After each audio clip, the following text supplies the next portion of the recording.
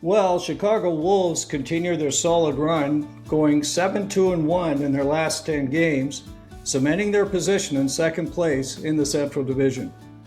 Wolves forward Felix Unger Sorum has been on a torrid pace with strong support from offensive juggernauts Justin Robidas and Bradley Nadeau. Joining me to talk about the recent run of the Wolves and what to expect in the coming days, I'm delighted to welcome in a very special guest, the head coach of the Chicago Wolves, Spiros Anastas. Howdy, Spiros. Hey, Tom. Thanks for having me. Well, listen, it's great that you can spend time with us. The Wolves have been playing great, so it'll be a lot of fun, I'm sure. And unfortunately, Andrew Rinaldi, who would have joined us tonight, he's our Storm Tracker Chicago Wolves insider, a little bit under the weather. So we'll wish him to get well soon, and we'll carry on as best we can. So that's right. Wanted to open up actually with an interesting topic, and that was the Olympics that just ended up. The Olympic hockey was quite exciting. Obviously, ended up in a very incredible game with Team USA winning. I just wondered what your thoughts as you watched some of this hockey. What were you thinking with the Olympic Games? Yeah, I mean, it was awesome to see the best on best again at that level of hockey with those kinds of stakes at hand. I know we got a taste of it last year with the Four Nations tournament, but right. There were a number of really good players that were excluded from that. When you think of some of our organization's own, like Freddie Anderson and Nick Ehlers, them getting the opportunity to play at that level, even if their teams weren't highly touted to medal or make it to a gold medal game. It was just great to see those near upsets, those lower teams pushing those higher end teams, because it really made every game mean something. So it was incredible hockey to watch and really exciting. And when it comes down to the final, I thought it was just a tremendous game. And although I'm Canadian and I would have loved to see my home country win, I thought that game itself was very good for the sport. It was good for hockey. You'll see the effects and the trickle effects of that game for the next 20 to 30 years. And that might sound crazy to some people, but it's really true.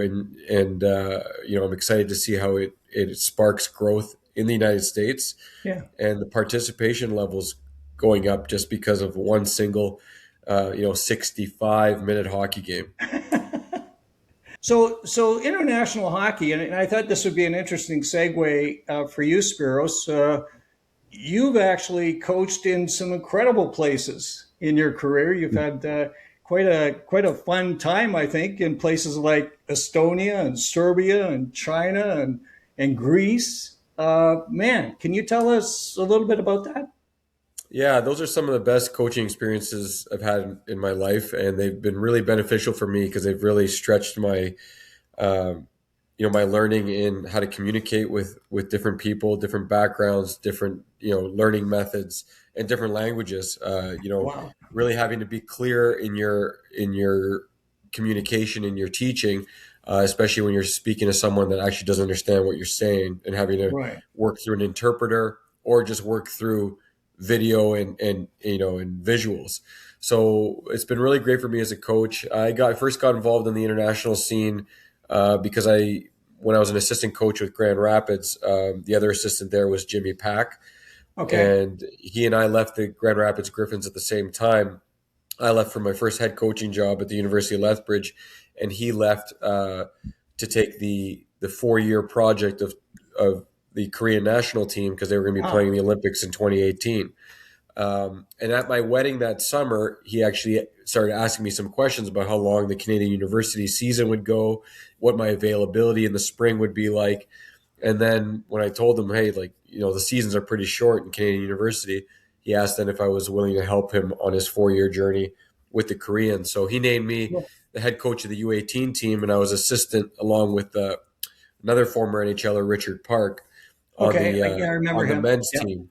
Yeah. So the original plan was for me to kind of see that through for the 4 years, but 2 years into that project, my wife and I started having a family. Oh, nice. And it was very difficult for me to be away for 11, 12 weeks at a time. So Yeah. unfortunately, I had to remove myself from that project. But when you are working the IHF and those subdivisions, Division 1A, 1B, D2A, you start to meet the other delegates of all the other countries. So Sure. that was kind of where it kind of kicked off for me in meeting the president of Estonia when I won the gold medal of a D2A U18 tournament in Estonia. So, then as soon as those organizations or those federations start to need coaches, you're kind of in the Rolodex a little bit. So through the years, I've been fortunate that in different jobs, I've been able to make the schedules work. So like I Cool. mentioned, the Canadian University, my springs and summers were wide open. And then eventually when I was scouting with the Winnipeg Jets, I had some time to kind of make my own schedule. So that's when I got involved with Serbia and China. So they've been fantastic opportunities, great hockey all over the world, even in some countries that you kind of wouldn't be aware of. And also I've gotten to see the world, right? And Oh, make long yeah. lasting friends around the globe. So So really cool. great life experiences for me on top of hockey experiences. Yeah, I mean, that's the thing that really jumped out at me. I thought, man, it'd be great to go and spend time in those countries and enjoy them as well. Interesting. You mentioned University of Lethbridge. I lived in Alberta for several years, Calgary for a period, and Edmonton for a period as well. So I was kind of interested in that. And you also coached Team Alberta at one point. What was that about? Lethbridge was great. It was a great 4 years of my life. It was perfect timing for my family to kind of grow together. Schedule was nice. You only play kind of Friday, Saturdays, and it's a short, university season for the most part. Yes. So we really enjoyed our 4 years there. I ended up there because my previous job in Grand Rapids, um, I Mike Babcock and Bill Peters were actually on the Detroit Red Wings staff, and they Right. both kind of kicked off their careers at the University of Lethbridge as well. So that was kind of the connection how I landed that job as a young 29-year-old coach trying to get his first head coaching opportunity. The Team Alberta thing was a fantastic experience. They do a great job there.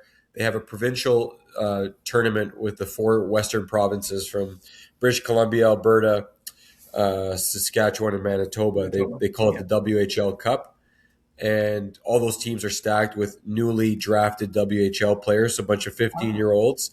And Wow. I was fortunate to be asked to coach that team. I coached it for 2 years, and I got to coach a lot of future NHLers. When you look back and look at those 15-year-olds and how many of them made it to the NHL, it's quite fascinating. Guys like Jake Neighbors and Peyton Krebs and Wow. Jake Sanderson, who's a Team USA guy now, but But he he was is in a Canada at the dual time. Yeah, I recall Canadian, and he was a Team Alberta guy, and the guys who are still prospects. I actually coached Ronan Seeley Yes. on the I was going to ask you 2002 about that. team, Yeah. and Sebastian Cosa, who we see quite often here in the Yeah. Central Division. So really cool experience, and got to do that at the same time as coaching the University of Lethbridge. So yeah, really really great to see those guys and how far they've come. Man, that's amazing. You've had some incredible experiences, that's for sure, and great preparation for your role currently with the Wolves. Let's shift gears and talk about the Wolves. Things going well. The last 16 games, you're 11-2-2-1, so you're doing very very well. Good weekend last weekend. You won 2 of 3 and lost the other one in overtime to Grand Rapids, who of course are the Yes. the juggernaut. And we'll talk a little bit about Grand Rapids as we go. Sitting very strongly in second place and well ahead of Texas. And you beat up on Texas on the weekend, so it's great. You're 11 points ahead of those guys. How are you enjoying being a head coach now? It's going really well. As you mentioned, our record has been really good, but more importantly, the teaching and development has been a lot of fun. To see the strides and leaps that these guys have taken in just a couple months, since the transition has been incredible. You talk about the offensive juggernauts like Bradley Nadeau and Justin Robidas, and the emergence of a guy like Felix Unger Sorum. Right. Just in the last 2 months alone, like they've taken bounds ahead of where they were, and it's been a real big reason for our success. But really fortunate to be able to work with such a great group of players. We have such a solid group of men in that room that really plays for each other. And of course, we have one of the best staffs in the American Hockey League, I think, from our strength and conditioning to our equipment to our athletic training and right into our coach's office with Dan Price and Zach Richards. I'm just very kind of blessed to be the guy that is kind of the at the forefront of it all. But it's such a cumulative process that I couldn't ask for a better situation. It's actually, you know, I'm surprised at how great it's been going, and we're really happy for these guys that they're showcasing themselves that way. No, I think it's fantastic. And one of the things that I've really seen and noticed has been that, when players are called up to the Canes, man, they don't miss a beat. They seem to fit right in. They obviously they know the systems and so on. What are you doing behind the scenes to get these players ready so that when the Canes call, they can just jump right in? Yeah, so that's a very long process. So immediately day to day, obviously we tried to emulate the Canes systems and run what they run because we want it to be pretty seamless and want them to get those repetitions and know exactly what the expectations of the coaching staff in Carolina are. And that's not, it's not atypical in the American League, but not every American League team does that. Okay. Some teams have free reign to run their team the way they want to. So our organization thinks it's important to be streamlined. Obviously, we're in constant communication with management and the coaching staff in Carolina. We grade these guys, we report on these guys, we have development calls where everyone's getting constant updates. But really, the work happens as early as July. Okay. We have development camps, we have coaches meetings, we have training camp, and that's where kind of the foundation is always set, in my opinion, whether it's through work with our development staff, like guys like Peter Harold and Daniel Bachner and Jason Mazzotti, our development goalie coach, or whether it's actually getting those touches, those hands-on touches with the Carolina coaching staff in the beginning of training camp with Rod, Tim, and Yeah. Jeff there. So that's all part of it. And when there's that streamlined development and that constant communication, that really leads to that ease in transition when they go from the American League to the NHL. And it's not to downplay how difficult it is to make that jump, but the Right. more you can prepare them and the more you can make them over ready for that opportunity where things are a little bit more second nature or muscle memory rather than learning on the fly, Trying to figure it. Yeah. the better their chances of finding success. So it really is a team effort from top to bottom, but we're happy every time those guys get that opportunity. We're happy to be a real small part of it, and we're proud of them. Yeah, and you should be because folks that have gone up can definitely hang their heads high and compete very favorably against their teammates or the opposition because they're playing very, very well. Okay, so let's talk about some of the players, and I thought we'd start with the Fab Four, as I like to call them. And you can't start talking about the Fab Four without mentioning the show, Bradley Nadeau. So Bradley, he's really done it all. Like he was the AHL Player of the Week twice. He was AHL Player of the Month in January. He was an All-Star. He shot the puck 103 miles an hour, which is incredible at the games. So he's doing it all. What can you tell us about Bradley Nadeau? Well, I can tell you he's addicted to the game. His work ethic is unmatched, and his desire to continue to get better every day is inspiring because we're really big on load management and the science behind it, and making sure these guys are primed and ready to compete at their optimal energy levels and performance levels. So he's a guy that you literally have to peel off the ice because he'd be out there for 2-3 hours a day, working on his shot, working on small area skills, his passing, his board work. And that you love that about him because you'd rather have to reel somebody back from that stuff than push them and get them to work harder. So, we have some friendly bouts in terms of how many minutes he can stay on the ice and days that I allow him to do extra and days that I pull him off. But he's a real competitor. And he and Justin Robidas together, they really push each other. They live together. They work together. They just push each other in every little facet of the game and the development and the growth of their games. But Bradley, I think the biggest step he's taken this year is his physicality and Okay. his ability to diversify his offensive threats. Last year he scored 32 goals, and that's unbelievable for an under 20 rookie in the American Hockey League. Yes. But I would wager to say that about 25 plus of those goals were from a standstill. Like his feet The were one planted, timers or whatever. and he Yeah. one timed it, and which is great. That's a lethal weapon and a Yeah. huge asset for him. But now coming to year two, teams start to shade him more on their penalty kills when to his side in the power plays. They're taking away his opportunities.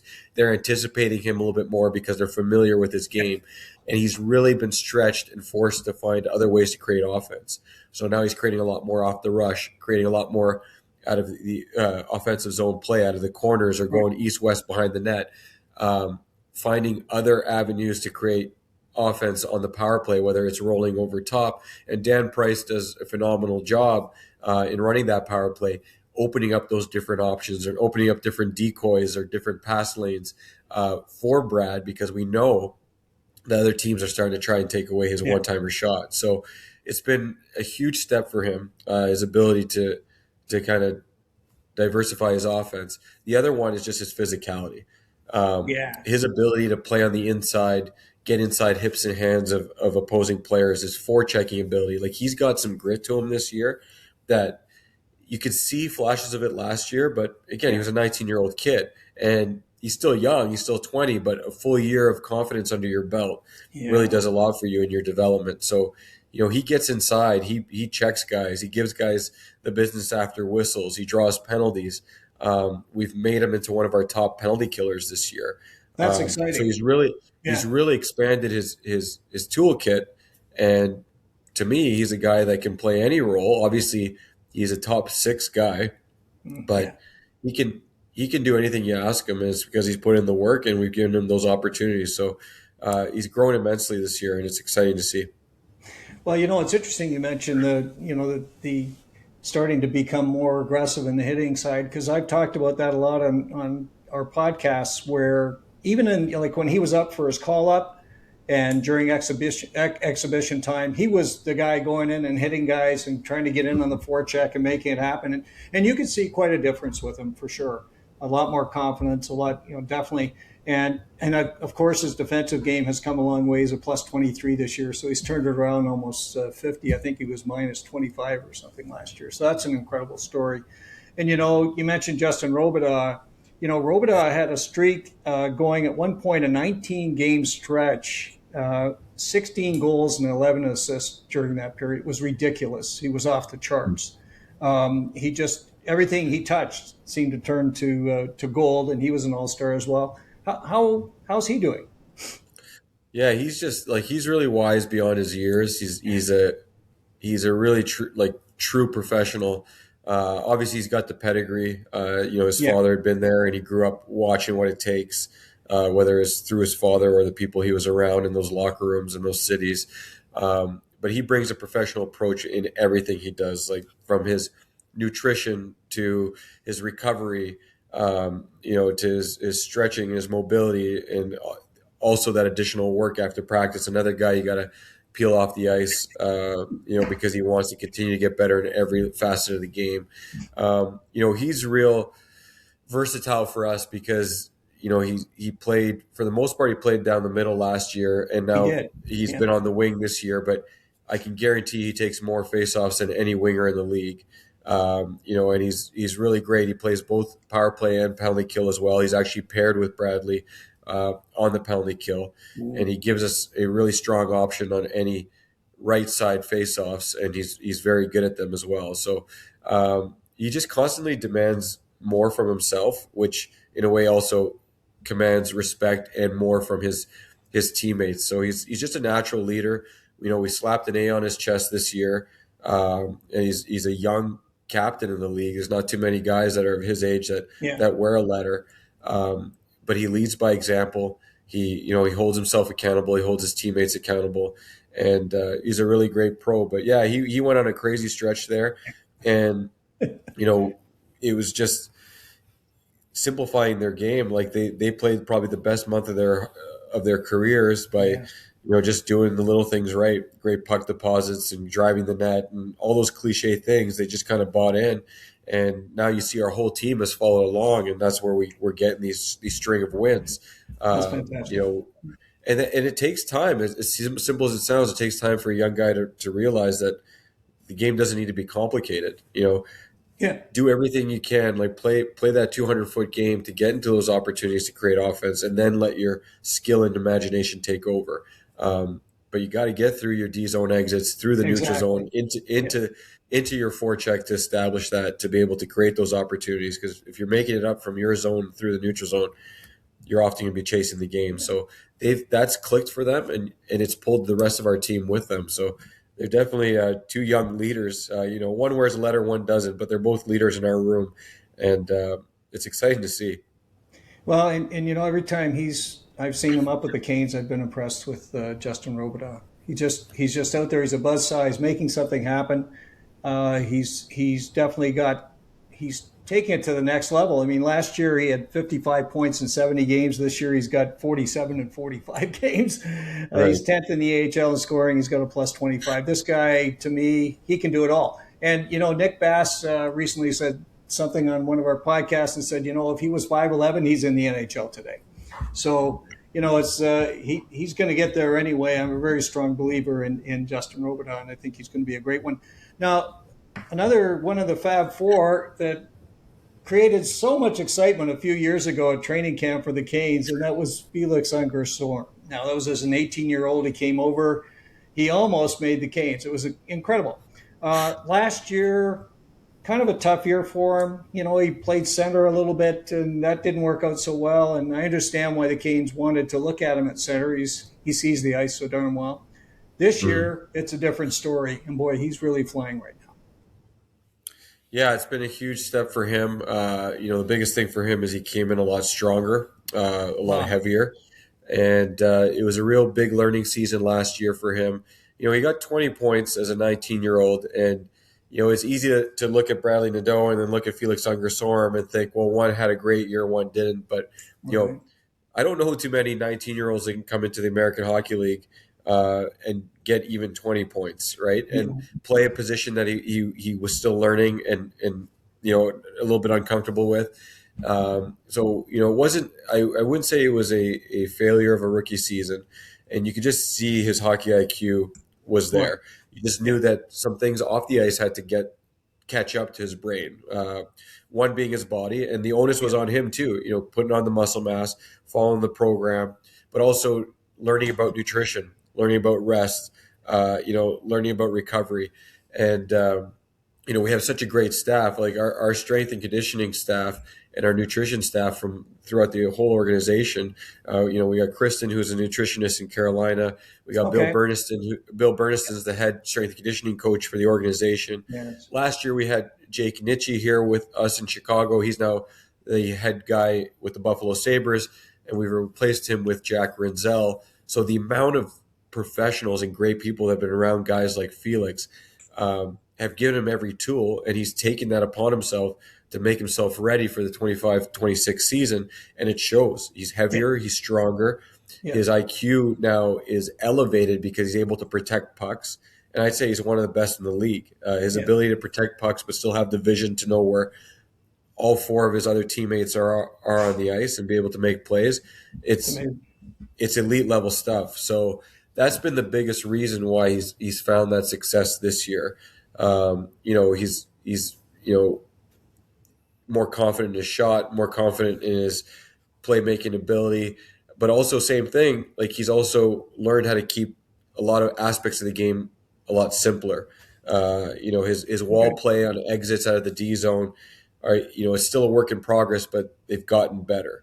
The work that Dan does with those forwards in those small areas of the game, bringing them video, showing them real life examples from NHL players, and what it looks like to be able to execute at that level, gets those guys kind of assimilated to the way we want to play, right? So Felix has been a great learner, and he's kind of exploded, and you see now like he's one of the tops in the league in assists, and it's because his vision now is it was always there, but now he's able to use it more because he's taking care of his body and he's taking the right steps in the other parts of the game.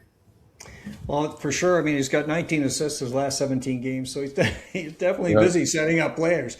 But, earlier in the year, and we talked a little bit about this on a podcast, he did have some success on the power play, scoring some goals. So he went through a stretch. I think he scored 5 or 6 power play goals and was really making a difference. And that was exciting to see because, it's great. We know he definitely is an incredible, setup guy. He can see the ice so darn well. And, if he can add a few goals to the mix, he's golden. But he's really brought himself back into the conversation for sure. And we're ecstatic because a lot of us really were impressed with Felix when we first saw him. So it's good.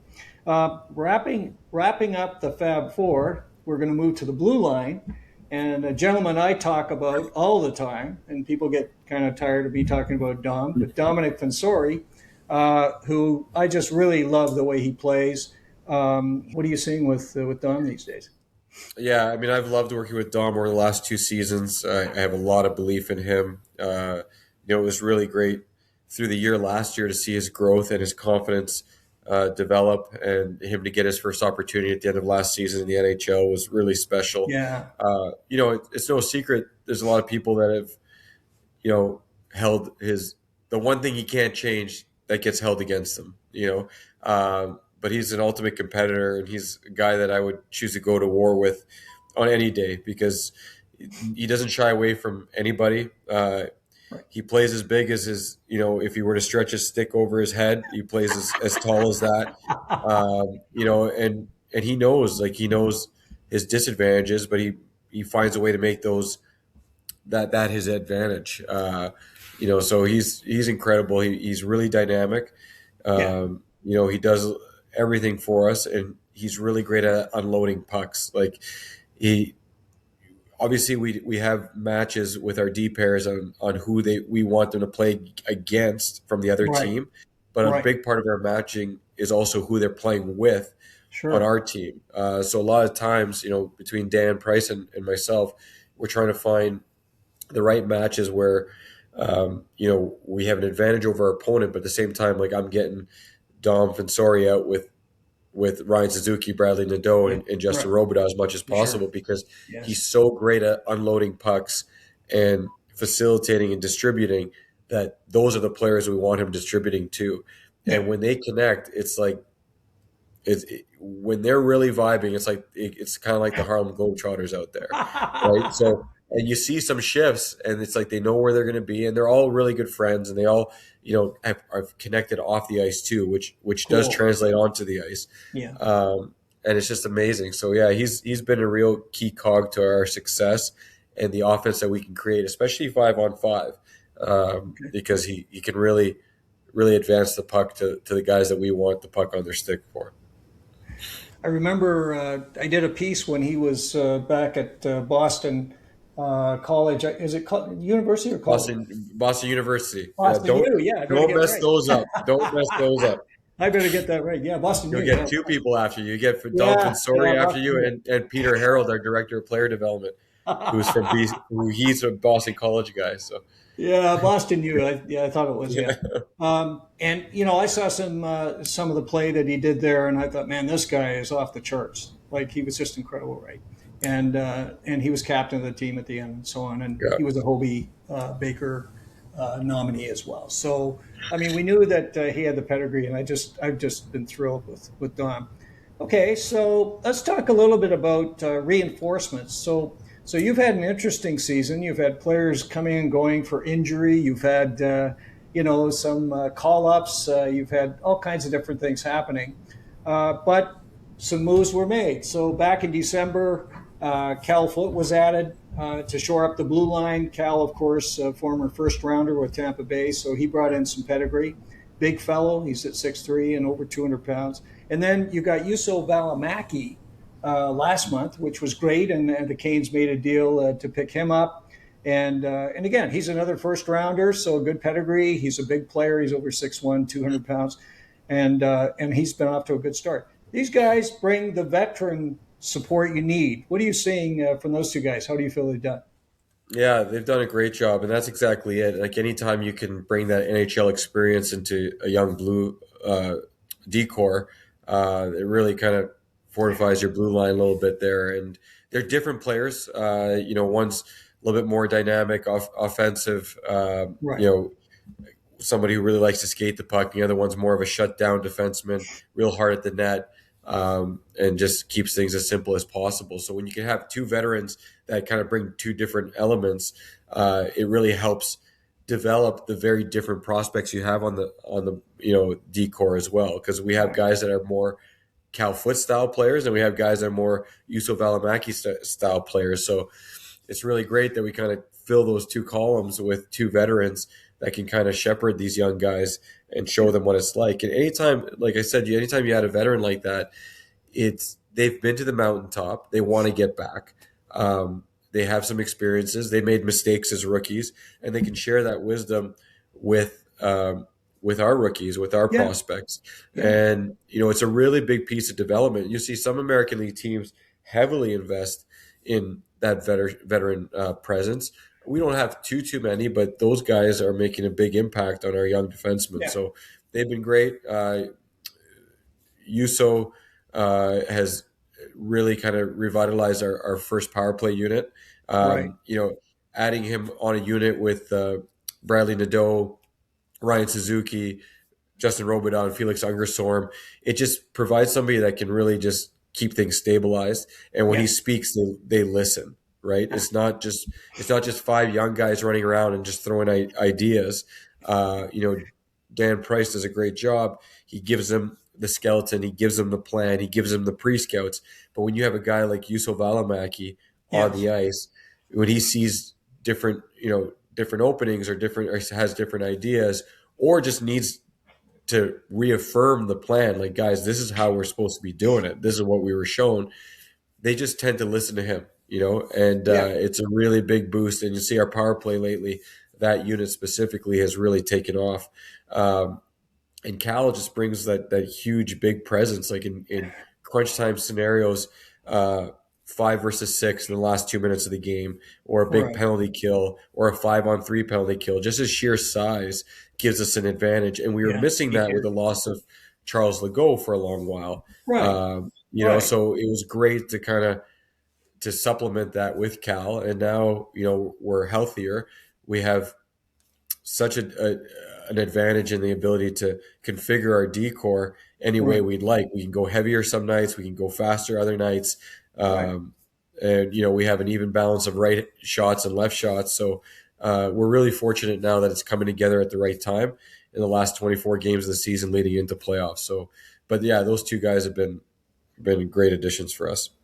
No, it's exciting. And Välimäki, he's got 14 points in 17 games with the Wolves. So the big question I had about Juuso was, he came back from a serious injury, Mhm. uh, torn ACL, I think was the situation. How's he doing? Do you see any concerns with that, or does he seem to be back to 90, Yeah, 100%? if I didn't know that he had knee surgery recently, I wouldn't have. There's nothing in his game that I'd pick out that this guy's laboring in a certain Yeah. area. So I know he's had a couple injuries through his career, Yes. but his positivity and his ability to reset himself and his ability to take every opportunity and see the positives in it. What he's a great teammate, but he's just such a great guy in that sense, because Nice. it'd be very easy for a guy who's a full-time NHLer that was named to a roster in the best on best tournament last year in Yes, he the was. Yeah. the Four Nations, to take this season lightly. It'd be easy for them to say, "Oh, it's the American League," Yeah. Yeah. but he has come in and he's been taking it by force. Like he wants to play those big minute situations, those high stakes situations. He holds guys accountable. He holds himself accountable. In our D meetings, he speaks up and is real big part of the teaching that takes place. So he's been a great citizen, and he's doing himself a justice, because I think it'll be no time before he's back in the NHL, and Yeah. he's Yeah. proven he can be there. So his knee looks great. He looks great, and we're happy to have him right now. Well, it's interesting because, you had Gavin Bayreuther, who was filling that role quite nicely. But he was traded, and the gentleman I want to talk about next came the other way, and that was Viktor Neuchev. Neuchev, drafted in the third round in 2022. He actually played in the KHL as a 19-year-old, and that's kind of rare. So Hmm. that's interesting. Corey Pronman said this. Corey, of course, does a lot of work on prospects for the Athletic, and he said Neuchev doesn't have the stats and accolades of top prospects, but when you watch him, it's easy to see the NHL potential. He has great hands and shows great offensive creativity as a handler and a passer. So those are lofty words. What have you seen Yeah. so far? He's played 9 games now with the Wolves. What are you seeing with Nucha?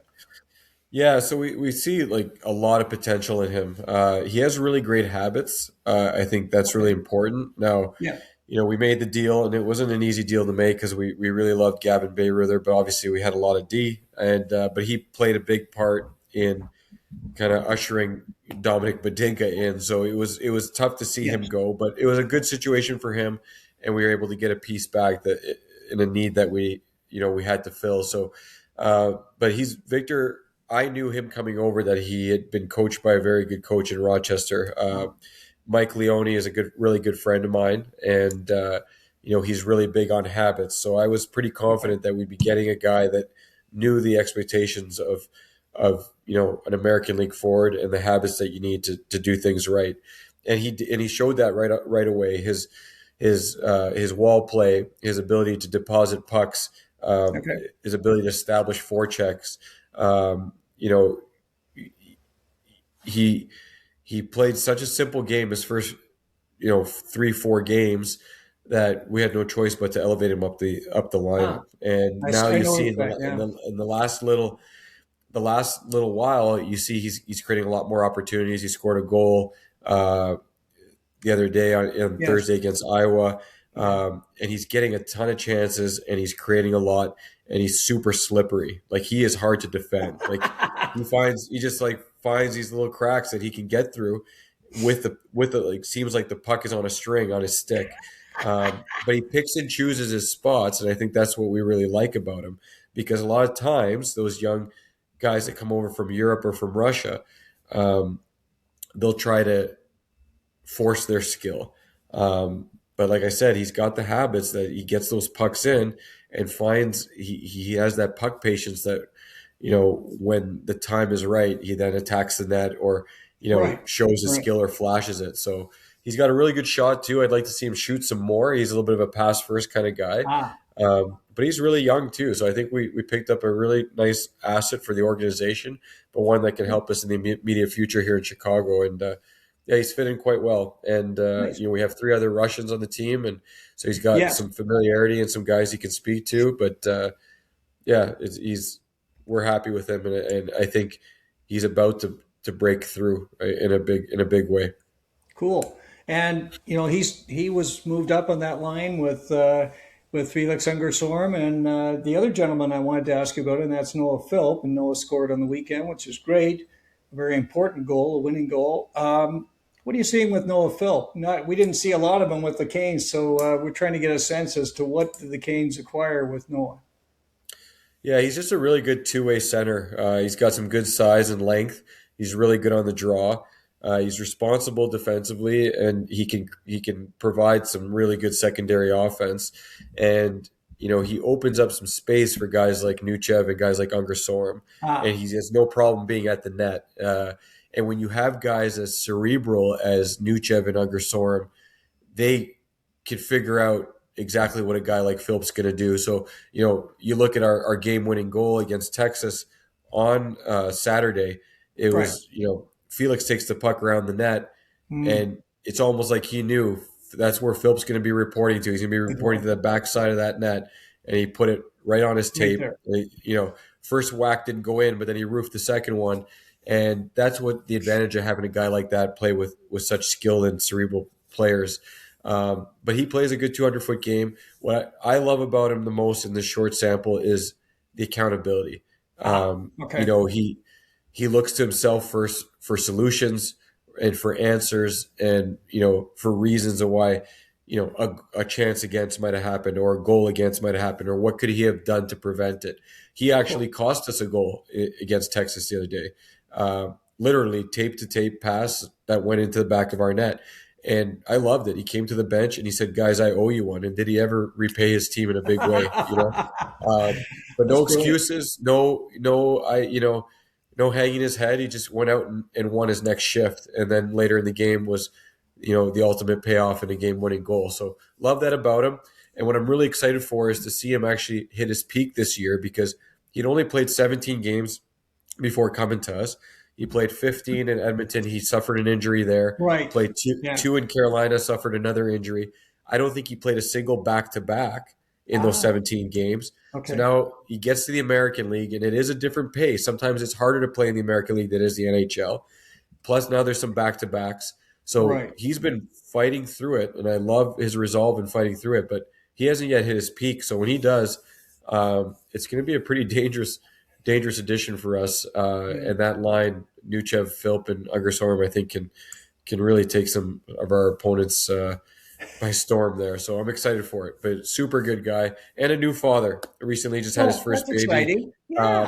Over the All-Star break, the American League All-Star break he did. So he's got that new dad glow right now, and he's playing with a little extra incentive. So it's great. Yeah, he'll be looking for the road trips to get some sleep and all that. For sure. Well, that's exciting. And when Noel was picked up from the Oilers, I thought he was a good ad. He's a right shot guy, good in the face-off dot, and certainly can add a lot to the Canes as well. So I would not be surprised to see him back up at some point too. A couple of other guys that are back, just wanted to mention them because we're excited about it, and I'm sure you're going nuts because, hey, welcome back, Noel Nystrom from the Canes and Charles Alexis Legault from injury. Boy, that's two outstanding D-men. So that's good news for you. Yeah, it is. I mean, it's actually, the last 2 weeks it's been, you're coming up on trade deadline, and we didn't so much make trades, but the additions we've made, between Noah Philp and, we made a trade for Viktor Neuchev, but Noah Philp, Joel Nystrom, Charles Alexis Legault, and even Giovanni Smith. Yes. Yeah, like it's just and the different kinds of players, from big and physical to small and skilled to shut down D to an offensive type D. So it's been great additions, but we're really happy to have those two back on the D core. Obviously, it complicates some things. Now you got a lot of guys, right? And you got to share the pie a little bit. And but like I mentioned earlier in one of the previous questions, we have the ability to configure our lineup based on our opponent. We have 24 games, so there is some body management that we have the luxury to potentially do, so we can be primed for the playoff push and the Calder Cup run. Yes. But Nystrom has had quite a season for himself, a little bit of a surprising one. Obviously Charles was called up first, and Charles gets injured, and then Nystrom gets his opportunity, and he does really well. It's been challenging for him at times too. It's easy to look at him and be like, wow, what a season. It must be exciting. Yes. But, he always came down to us in pockets. And a lot of times, like I just mentioned, talking about Noah Philp, the American League is harder than the National Hockey League in some ways. The National Hockey League, things are a little bit more predictable. You're playing with better players. You're playing against a lot more different opponents on a nightly basis. Where here things get more physical. You're playing sometimes teams like for Texas, for instance, we play 7 times in the next 5 weeks. Oh man! You play against teams like Milwaukee. You play them 12 times in a year. It's a different game, and when you're not here for extended periods of time, it can be challenging. So Joel has faced those challenges this year, but now that he's been here for a little bit longer, his game is starting to come around at the American League level. So just a very intelligent player. We like to call him a low event player. And those are some of his best games when you don't notice him. He just does his job, gets pucks out, gets pucks in. and then occasionally he'll just pop up with a scoring opportunity, like he rung one off the crossbar last game. But he's low event, but that's what you need sometimes, kind of like a neutralizer, right? And he's paired really well with Ronan Seeley the last few games. They really read off each other well, so he's been a great add. And then Charles, reacquainting him and reuniting him with Domenick Fensore. That was our best D pair last year. Beautiful. Yeah. And they really complement each other, and they fill each other's gaps. And he's such a great skater with a big body that he closes on the opposition so quickly. He just suffocates teams. So it's great to have him back. His hand is feeling good. He played the first 2 games of the 3-3 this week. We didn't think it was necessary to push him through 3-3 in his first 3 games in a while. Yeah.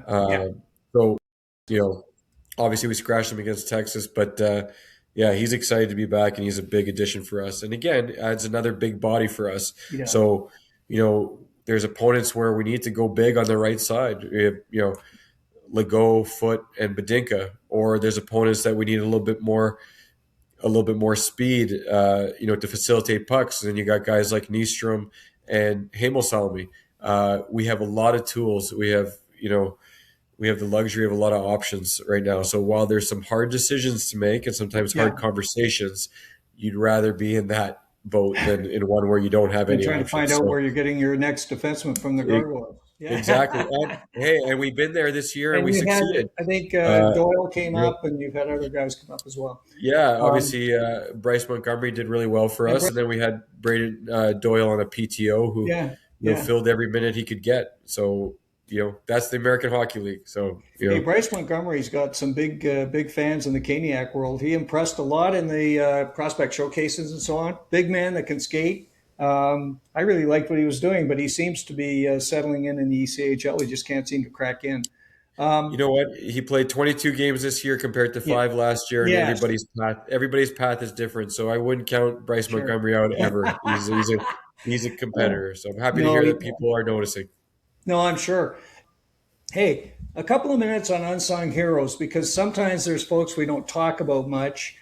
One of the folks that I really like is Skyler Brind'Amour. And Skyler, he's a little older. He's a lot of folks think he's past the window to get into the National Hockey League, but I've talked about him a lot this year. I think he's obviously added a bit of an offensive spin. So he's kind of like Jordan Staal, who's been revitalized offensively with the Canes. So it's kind of fun. And I see him as a Jordan Staal-like guy on your team. What's going on with Skyler? Yeah, that's a really good player comp for the American League level. He's big. He's great on faceoffs. He forechecks hard. He's a great net front presence. He's a second power play unit guy. So yeah, Skyler's he's great. Obviously, he's got the pedigree. We know where that comes from. And he's a real good, quiet pro. Not very loud. Just kind of minds his business. But he's just a guy that we can really count on for big time matches. Right. They post our lineup on social media all the time, and they're listed consistently as the third line. Yeah. Between him, Slavin on his left and Noel Gunler on his right. But right. I mean, we put them up against first lines, second lines. Like, they're getting top 6 matches a lot of nights, and he always steps up to that task and that challenge with his line mates. The biggest thing, when the coaching change happened here, I sat down with him. It was actually on the bus, and that's not typically where I like to have individual video meetings. But we were just trying to get all the touches. So I sat next to him on the bus, and I showed him some clips and just some areas where he could use and leverage his body a lot more. Right. Okay. Where he could be a little bit more physical, where he could gain advantages against his opponents. And from that point on, he really is dialed into it, and it's made a huge difference. Like, they're one of the best forechecking lines in the league, I think, and he's a big part of that. Yeah. And they're really hard to play against. And on top of that, he's well over 55% at the faceoff dot on any given night. So that's obviously, anytime you can start with the puck on your stick, it's an advantage. And he's also one of our best penalty killers. So he's just a kind of do anything for the team type of guy. And a quiet leader, but someone that I think easily could play fourth line minutes in the NHL, with the right opportunity. So you never know. I don't believe in the whole too old to make it. He's striving to get there, and he's doing all the right Yeah. things. So, Yeah. um, we're really impressed with the steps he's taken this year. Yeah, and I've talked about it many times with the crew. We've talked about the similarity of your line with Skyler and Josiah, and of Hmm. course it's Jordan Martinook and Jordan Stahl, and we see a lot of similarities in the way those two lines operate and the kind of role they play. And just like you're saying with Skyler going up against the top lines, of course Jordan Stahl's line does too. So. Another member on that line who doesn't get a lot of attention is Noel Gunler. Noel was a second round pick. Boy, there was a lot of folks who were really excited about Noel when he was drafted. He was 6'2". He was a bigger player, uh, really looked the part. And so far, it's kind of been a mixed go from what I've seen. How's he doing this year? I mean, he's doing great. We've been really impressed with where his game has gone in the last little while, especially over the last couple months. He's really bought into other parts of his game that he needed to improve on in terms of his defensive side of his game, his ability to value pucks and make good puck decisions and manage the game with those decisions. Okay. Obviously, we know his strength. The strength is his shot. Yeah. You look at the offensive production of guys like Skyler Brind'Amour and Josiah Slavin. Well, playing with a guy that can score on one shot definitely helps that. And you saw that in the dying seconds of the first period in our last game. The other night, yeah. It was really an eventful game because we're referencing it quite a bit. Just But blocked out and he put it in. yeah, so like he can shoot, and but it's just taken him a little while to figure out how to be a really good American leaguer. Yeah. Yeah. And we think he's turned the corner with that this season. Okay. He plays with a little bit more urgency. He plays hard on the forecheck. He back checks, extremely hard. I think we finally have gotten to him between, some conversations we've had to him just maturing, him taking on the identity of the line mates he's been playing with, the work that Dan Price has done with him, Yep. in skill sessions, video sessions. He's just really come to his own right now, and he's starting to be really valuable in a lot of areas where before it was, well, if Gunny doesn't score, then what is he doing? Yeah. But now he doesn't necessarily have to score to bring value. Like, we think he's one of our best one-on-one defenders right now. He's so great at containing players to the outside, at winning little puck battles. He's really, that line has become one of our best forechecking lines. He's part of that. So now he's bringing value. So he's found ways to bring value all the time. Cool. And I think, there's still lots of opportunity for him to, prove himself, but maybe it's changed. Maybe it's not the top six scorer. Maybe he finds his way as a bottom six secondary offense He guy that recreates does things himself right. and finds a So, new role. Yeah. Me personally, but I know my staff feels the same. Like, we don't give up on players. I know it's easy for fans and sometimes organizations too, to move on, but all these guys are here for a reason, and it's our job to get the best out of them. And I think we're getting there with a lot of these guys, including Gunny. Nice. Nice. I have one more I'll throw out at you, and he's not really in the mix from the Hurricanes side, and he was a Chicago signing and a player that kind of flew under the radar.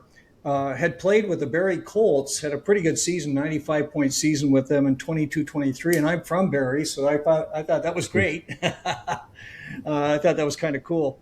And that's Evan Vierling, fifth rounder in 2020 with the Rangers. He's done some great stuff this year.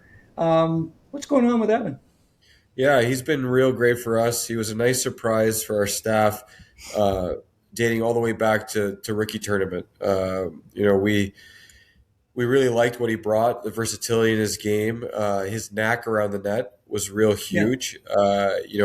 If you look at his, I don't know if he's got 12, 13 goals. Yeah. I'd say almost all of them are within a foot of the net, just around the crease.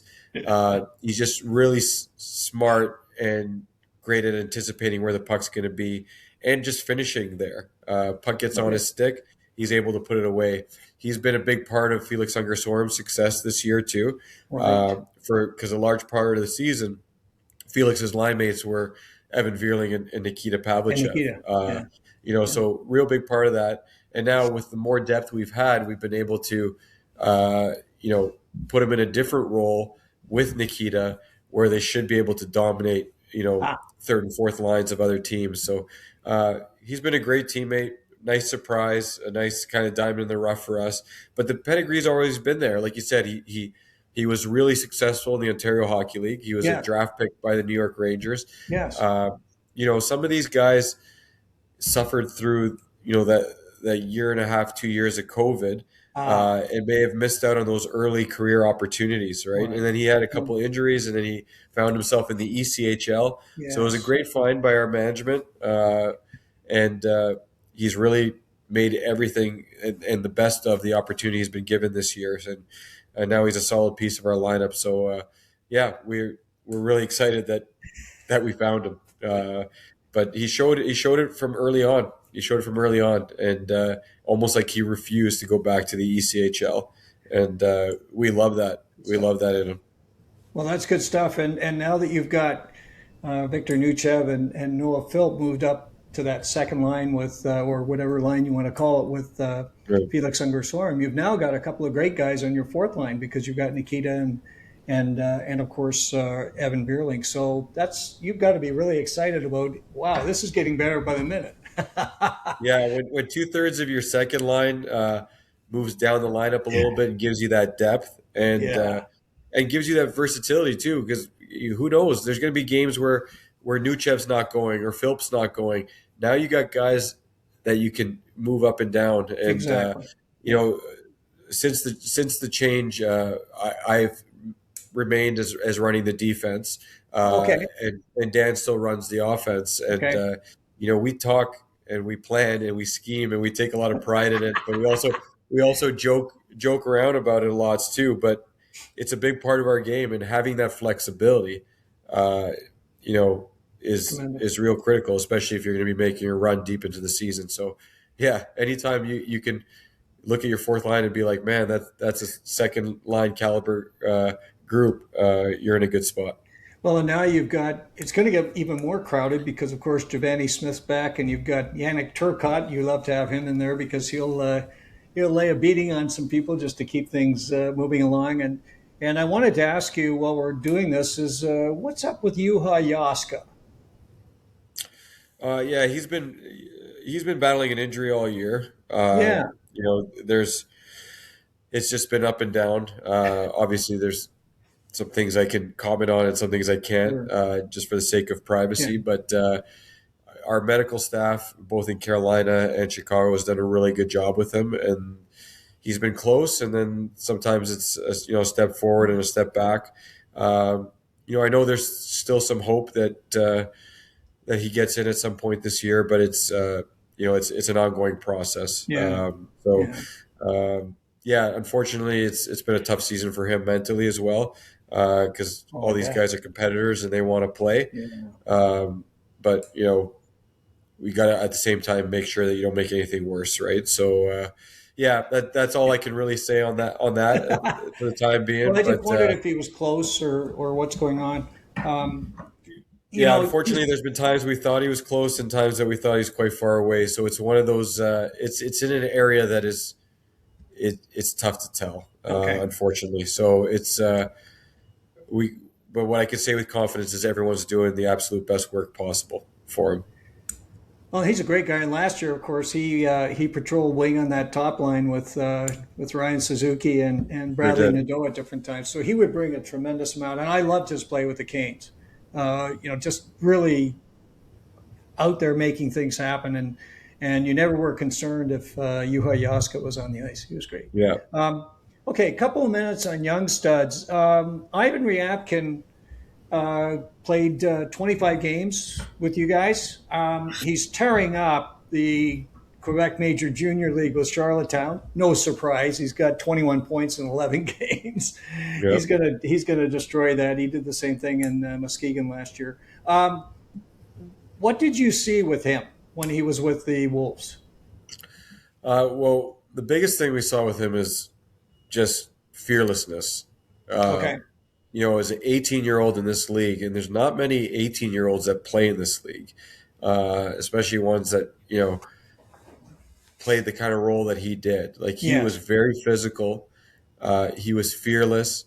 He had, he was almost naive in a good way, because there were guys he'd go up against, and in the back of your mind, you're sitting there being like, "That's not the guy, Ivan." Like, you know, but he never backed down. So we really love that in him. Obviously, there was a lot of development ahead of him as a young Right. guy. Right. Similar things that we talked about with Felix and Bradley, like just kind of diversifying their games a little bit, getting a little bit bigger, stronger, in better shape. For him, it was probably more of like a pace and cardiovascular thing. Okay. Um, but what he was really great at is he took on the role. He was our fourth line center, Yes. and he took on that role. He built some really great chemistry at the time. We had, Yannick Turcotte was playing with him on the left side, and it was either a Blake Biondi or a Gleb Trikozov on the right Yeah. side, and they really built an identity on that line. So much so that when Ivan was reassigned, it took us probably a good 2 weeks to get over his absence. Like, we missed him, and Oh. Okay. we said it in the coach's office. Like, man, like we missed that physical presence. We missed that Yeah. little bit of ability to create some offense on our fourth line because we didn't have a lot of depth then, right? Yeah. We're Yeah. almost a whole different team now compared to then. Yeah. So he really brought that, and he had a lot of good around the net skill and some good vision from below the goal line. He showed that in the rookie tournament, especially. Um, but ultimately, we as an organization Yeah. needed him to be more than a fourth line center, Yeah. right? Yes. I think For it's sure. fantastic that he got those reps. It's fantastic that he showed that grit and that physicality and that willingness. And it's great. And no surprise, he's tearing it up offensively now in a league where he can do that. Yes. So the goal is to get him to a spot where he's doing that in the American League, hopefully eventually in the NHL, where Right. he's now got that fourth line attitude with top line ability. Yeah. Um, Yeah. That's great. almost like a Russian Tom Wilson. You know what I mean? And, Yeah. and I don't think it's far fetched to say that he could do that at least in the American League. So Sure. yeah, I'm excited for him. And he there was a lot of learning that he had to do, I bet. both in a cultural side and a hockey side, but it was really good for him, and I think that's a big part of his success he's having now in Charlottetown. Yeah. And he gets to spend time with pros and learn how to be a pro and understand, what it's going to take to, be successful in the American League and then, of course, the NHL. Interesting thing with Ivan Ryabkin, at a pre-draft podcast we did, he was one of the players I was really hyping and said, "I hope we get Ryabkin," Oh, and so I great. was ecstatic when the Canes were able to do so, and I think he's got a huge ceiling. So I'm excited to hear some of the good words about Ivan. You mentioned Gleb Trikozov, and Gleb just had a new baby, so that's exciting. He Um, did. hey, a couple of years ago at the prospect showcase, I just could not believe Gleb. He had just such a great showcase. He had 4 goals. He had a hat trick one game. I was watching him and I said, "Man, this guy's ready to tear it up." And I just loved what he was doing. And I've been kind of waiting and anxious and just hoping that And I know he had some injuries last year and it was kind of a setback, but I'm hoping he can find his mojo because I really loved what he was doing. Yeah, I mean, it's a little bit similar to a Noel Gunler situation. Like, we know what his assets are and his strengths are. Like, he's got a really good shot. He shoots in volume. He's a really high Corsi guy. And he's strong. Like, he has a strong body. He's very thick. Right. Um, it's just little details in his game that need to continue to get better, but more so be more consistent because he's had some really great performances this year where Yes. you start to feel like he's turning the corner on it. Like he had one game sticks to mind against Rockford where he was just a menace. Like he was one shift alone. He had like 4 hits. Wow. He was shooting everything at the net. He hit the bar. He scored a goal. He was doing it all. But now it's getting him to a point where he could string games together like Yeah. consistently. And that's a little bit of like continuing to work on his body. We kind of hit the reset button on him this year. Like I feel like this year is his true rookie year. Last Yes. year he played a total of 20 games, but it was separated between 2 injuries Mm. with the big gaps in between games. So, you know, he's gotten some more opportunity this year. Okay. I know he's in and out of the lineup right now. Obviously, we're pretty deep and we have a lot of options, but he's just got to continue to work on his habits, and he's shown the ability to do things right. So that's the promising thing. It's now just connecting the why to the results, and getting him to do it every game. And it is similar to Noel Gunler. I'd be really curious to see how he approaches the rest of this season going into next season Right. and seeing where that growth gets to. So, yeah, he's got ability for sure. He's got ability. It's just about putting it all together for him right now. Well, I mean, Gleb's still only 21 years old, so he's definitely a player that's got some runway Well, for sure. And that's what I mean. Like very these guys excited. are really young, so it's Yeah. easy to judge them quickly. And Yeah. just real quickly, I won't take up too much time with this, but since we're talking about unsung heroes, Nikita Pavlichev is such a Oh, okay. huge, huge kind of asset for us in the development of these young Russian guys. When you talk about Ivan and Neuchev and Trikozov, and not Right. because he speaks Russian, that obviously is a huge help, but Nikita is pretty much assimilated to the North American culture, the more North American Right. style. He played college hockey here. He played minor hockey here. So his approach with these guys is not so much coddling them as a fellow Russian, is Right. pushing them to learn English, learn how to play the style of hockey to find success here. And on top of him being a very valuable asset Yes. to us as a player, Right. I think he's really helped fast track some of these guys in getting to that point where this is how it's done here. So I have to give him his flowers on that No, when we're talking about unsung absolutely. heroes, because he's been real helpful for us. No, I should have brought Nikita up as well. The last young stud I wanted to talk about. I know you've been saying this on some other podcasts, singing the praises of this young man, and that's Domenick Fensore. He's out there playing some big minutes, and I think you said this on some other podcasts too, that he's playing more than what you might have expected. But he's continuing to grow, and he's a guy that when I watched him and I saw him, of course, in some of the exhibition games and so on, he's cool as a cucumber. Holy man, he's incredible. Yeah, yeah, he really is. He has a very nonchalant way of approaching life, which I think can be a a real benefit at times. It doesn't get too high or get too low in any scenario. So I think that really keeps him level. Yeah, He definitely was fast tracked early in the year, and again, I mentioned Gavin Bayreuther. That played a big part of him, coupling him with a guy that played in the NHL that had sure. been there as a prospect before, that could cover him a little bit, was really helpful for Bedinka's early season development. He's long, he's big, he's Yeah. got some offensive flair. He can make plays and jump up in the play.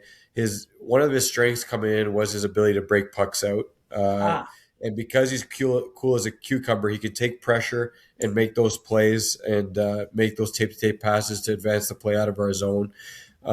He's getting better with getting used to the game density, the dimensions of the okay. rink, and the Yeah, physicality of the American Hockey League game. It's really interesting with these young guys, and it happened with Alexei Hamelsalmi last year. Uh, you know, we're reaching. We just played our 48th game of the season. I right. think Dominic, I think Dominic's played 45. That is the maximum games he's ever played in his career. So now the next threshold is pushing him through that, because his body feels like he's Right. just played a full season. He's done. Uh, Yeah. Yeah. and you look at the month of March, and couple weeks in April, like we got 24 games left before Yes. we enter into another season of the playoffs, where his body would just be now getting ready for playoffs.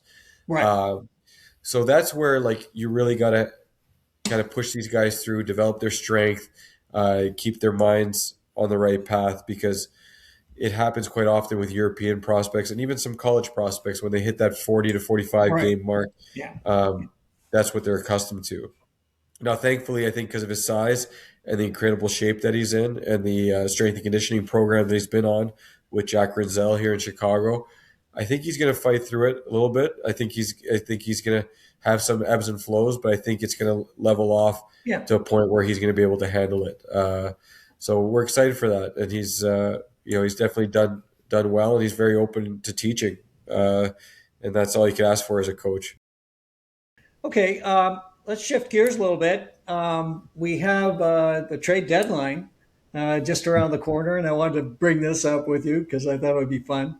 In our podcast this week, we really felt the Canes were going to go for a home run. And the question is, if they do that, how does it affect Chicago?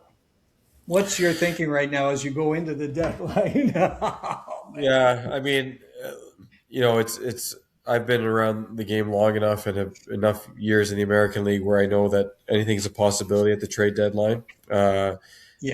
Obviously the macro picture is always for what's best for the Carolina Hurricanes, Right.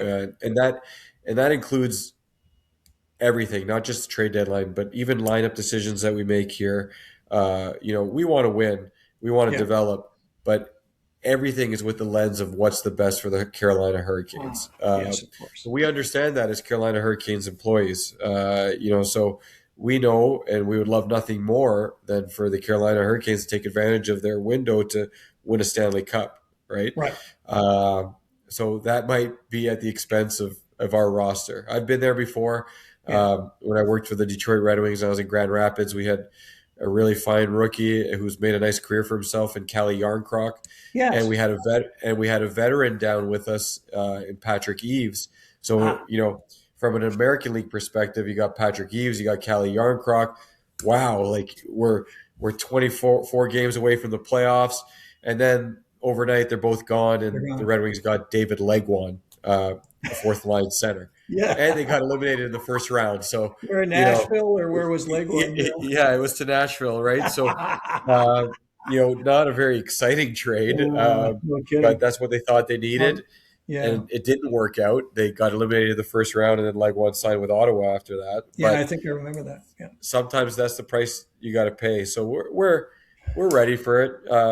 What we're excited about is the group we have right now, and if it changes next week, we'll be excited about that group Sure. that we have at that time. It'll be an opportunity for guys to step up. You don't know what other pieces of the trade are. Maybe there's something that comes back that's an American League piece. The Calle Yarncroc David Leguan trade, that wasn't the case, but sometimes things go both ways. If you get caught up like overly worrying about that, the American Hockey League is a really tough environment for you because, we're talking specifically trade deadline, but this stuff happens every week. An injury, a recall. Like I told Nick on that previous podcast I did with Canes prospects, the American Hockey League is the middle lane, right? Yeah. There's the most action in and out. Just like when you're driving on the highway, there's the fast lane on the left, that's the NHL. And then there's the on-ramp on the right, which is like the ECHL. Yes. And then in the middle, everyone's trying to either get all the way to the right through you or all the way to the left through you. So if you can't handle the possibility of your lineup changing, you shouldn't be coaching in the American Hockey League. So, we're ready for anything. Sure. As long as it's a good organizational move, we'll be happy to see how well the Canes can do in the playoffs. And we know that we have enough depth and a lot of great players here that we can make some noise with guys in or out. We missed Bradley for a number of games. We won a lot of games. We missed, we missed Charles Alexis Legault for 35 games. He won a lot of games. So whoever Nystrom for a bunch. Yeah, exactly. So, that's a testament to our group. So I don't want to see any of these guys go from personally selfish reason, not for wins and losses, just because I genuinely love these guys and I love working with them on a daily basis. But um, Yeah. anytime they get an opportunity that's better for their careers too, I Right. hated when Scott Morrow got traded this past summer.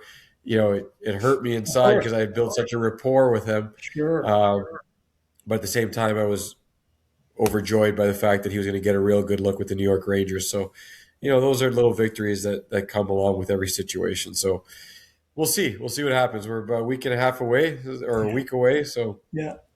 yeah. Yeah. We're all in pins and needles. That'll be fun.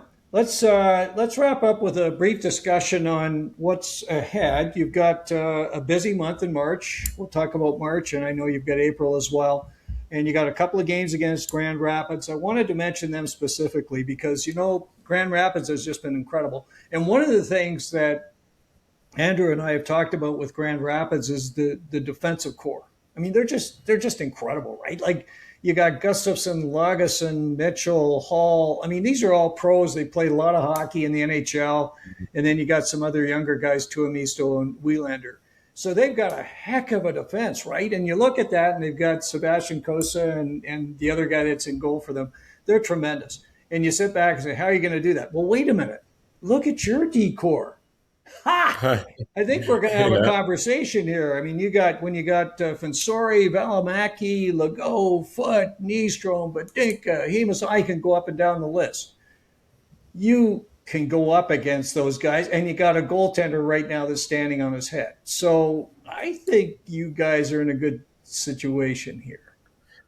Yeah, we think so too. I think, obviously we're built a lot differently than they are. They're very veteran heavy. They have a lot more American League and NHL games than we do. Yes. I think they have more NHL games on their roster than we do American League games on our roster. So and their payroll is a lot higher than ours. Oh, it's got to be. Yeah. So we're just two different kinds of teams. What I do know is I don't think there's a single team in the American Hockey League that's played them better than us. Um, our record against them is 2-2-3. Right. Now their record against us is 5-1-1. Right. Because They we got the beat them in wins and you shootout took and the we lost a overtime bunch of losses. shootout Yeah. games to them or overtime losses. But there's no team in the American League that's played them better than us. We think we match up really well against them. Yeah. We have a lot of confidence against them. We play well in their building. A lot of times that we've played them, we've played the first night there, and that's usually where we've gotten our most points against them. And then the second night, they come to us on a back-to-back. Yeah. And, that's where we've lost our points against them. And, they have the luxury of they're sitting 2 or 3 veterans a night, right? Where we don't have that. We're the same roster that plays on Friday typically is the same one that plays on Saturday. So, we are confident that if we get into a playoff series with them, that we're going to show really well. We think our youth will be an advantage. We think our ability to take over games in the second and third period will be an advantage. Yes. But in saying all that, we know how dangerous they are. We know how good their goaltending is. We know how well coached they are. So we have a high level of respect for them. Sure. But it's really exciting what kind of playoff round that could be. And it's been discussed in our room like that's who we're going to face to get to the Western Conference Final, right? Yes. So we're excited about that possibility, but it's what they're doing is unprecedented right now. It's crazy. They could. I haven't looked at scores obviously because I've been chatting with you, but they could clinch a playoff spot tonight. Yeah. And That's insane.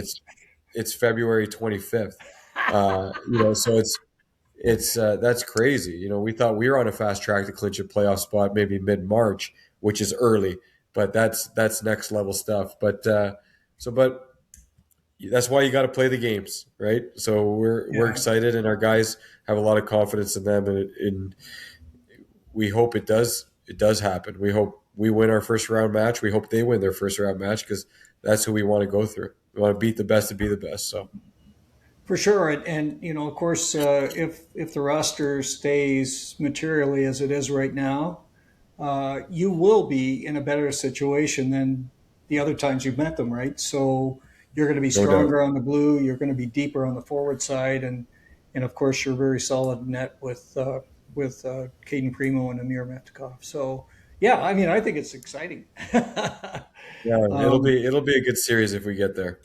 well, Andrew Rinaldi was covering Grand Rapids previously as well, so he covered both the Griffins and the Wolves. So it was kind of fun. We've had a lot of spirited discussions along the way, and of course, it's going to be tough. But it's like the Canes.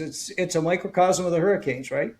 So you're going to have to. There's going to be some teams you're going to have to beat and find your way to get out of the conference, and then go up against whoever it is in the other one. So anyway, For it's sure. exciting. Any last words from you, Spiros? No, I mean, I love your coverage. I really appreciate guys like you and Andrew and, Nick Bass, Of who we course. mentioned earlier. Anytime that you can kind of open the fans' eyes to the future Canes and the work that we're doing in Chicago, it's a it's a real benefit to those guys, because they're guys with dreams that are working really hard to accomplish them, and they really want to be like every day they work to become Carolina Hurricanes, and we hope For that sure. some of them do. So there's lots to be excited about, and we appreciate the support because the more the more they get promoted, whether it's through a tweet or a podcast, the more their name is out there, and it does improve their chances. So appreciate you, Tom, and people like you. So yeah, it's been great questions. I love talking about our guys. This has been just great, and thanks for spending time with me and talking about the Wolves, Spiros. I know you're busy; you've got lots on your plate, so I'm just delighted you could spend time and share some of this with Canes fans and Wolves fans. So it's great. For those of you who've been watching or listening, obviously Spiros and I are delighted you spent time with us. It was a little bit longer tonight, and I think we covered a lot of ground. So I hope you enjoyed it as well. If you like this episode, please press the like button. If you have any comments or questions, please put those in the comments section. And of course, if you want to be alerted of future episodes of Storm Tracker, please press the subscribe and the bell buttons, and you'll be made aware just as soon as they're available. As always, we thank you so much for spending time with us and look forward to getting together with you real soon right here on Storm Tracker.